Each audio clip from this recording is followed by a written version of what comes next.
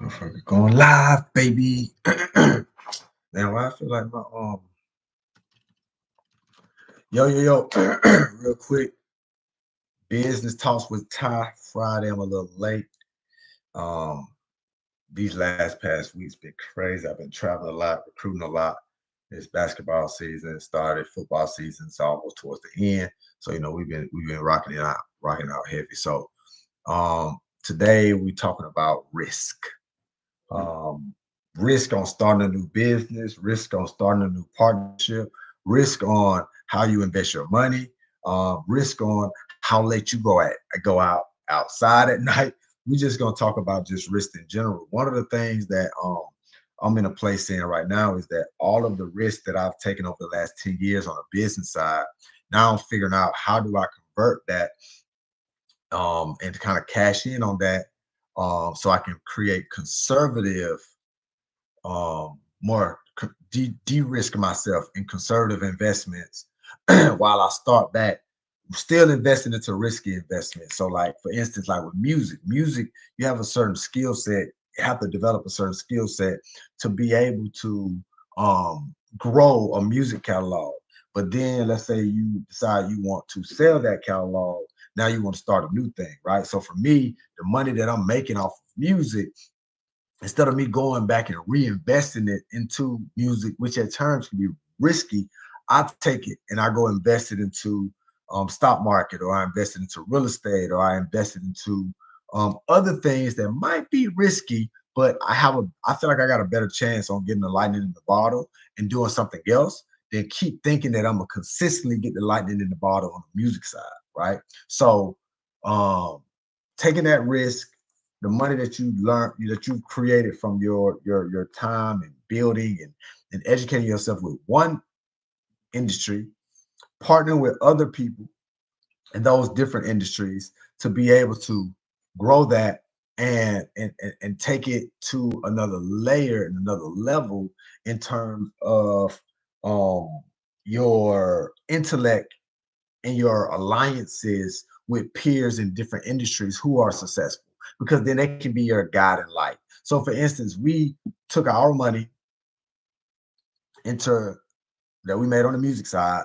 Then we partnered with some of our partners that was really skilled with investing into tech startups. So out of the first 10 that we invested in, like two of them, maybe three, is looking like it's gonna turn a profit when we exit out of that investment. I would have never been able to do that just by myself, not having that insight to help de-risk me, right? Having that experience to help de-risk my money that I already made from being risky and putting it into something that is risky, but then I'm going through guidance. I'm going through a certain funnel. I'm going through a different community, right? So you got your music community that helps you build out something that's risky. You take the profits from that, and then you go and you invest into another community who still operate on a very risky scale, but their guidance to help you through that risky terrain puts you in a better position, right? But then if you happen to get hit a lick off of two different risky things, then you take that money and you put it into the boring conservative approach. And you want to kind of have a funnel where you like, okay, I take this risk, I make the money, then I might take another risk. Or I might say 50% of the money, I'm gonna take a risk. And then I'm gonna take the other 50% of the money and I'm gonna put it into conservative investments. Then that money that I made with the risk, if that money happened to go multiply, I take that money from the second risk. I put 100% of that money back into the conservative side. Then the conservatives are starting to create money in revenue streams, like the interest starting to gain from those conservatives. This ain't one of them live screens where I'm like, hey, fund your life insurance policy and you can start living off of it. No. That ain't what I'm talking about. I'm talking about something that is a 5 to 10 year stretch. You spend 5 to 7 years investing your time, energy, and effort into something you're passionate about that other people might see as risky.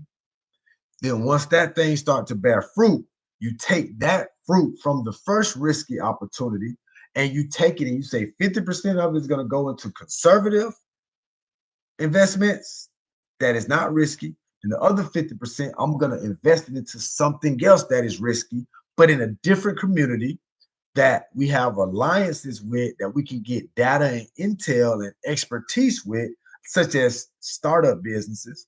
You invest into that risk, and then 5 more years pass by. That risk start to pay off. So now you take the 50, you take 100% from that risk paying off, and then you invest that 100% of that risk into your conservative bucket. Now, by this time, your conservative bucket have started paying you interest on a quarterly basis, on a monthly basis. You take that interest, a percentage of that interest, and you go out and you start the cycle again.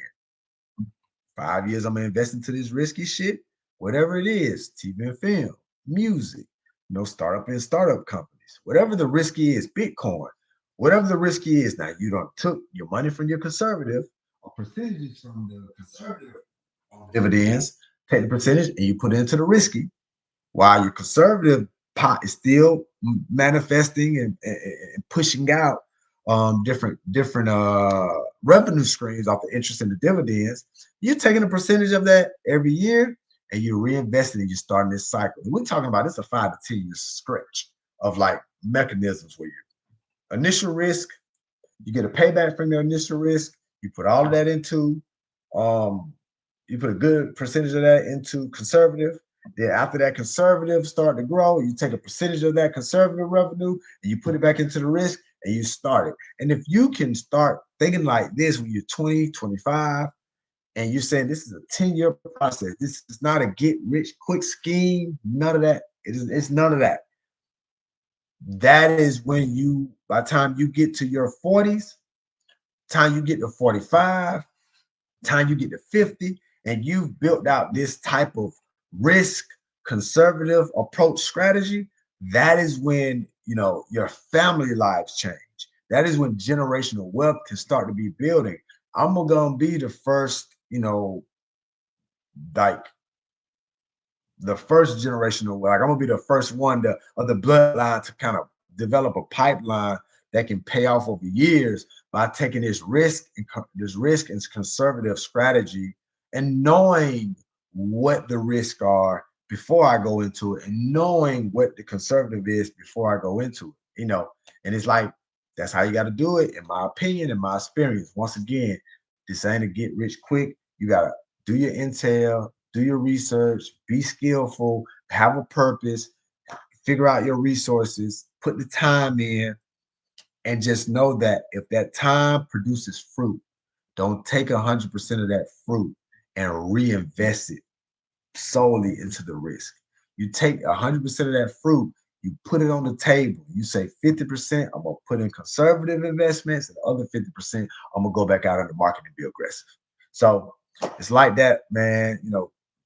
Business talks with Ty. I try to be as consistent as possible. My schedule's been crazy the last couple of times, but y'all get with me, man. You know what I'm saying? Follow, reshare. This is always going to be up and available on my YouTube page. So I'm out. Peace.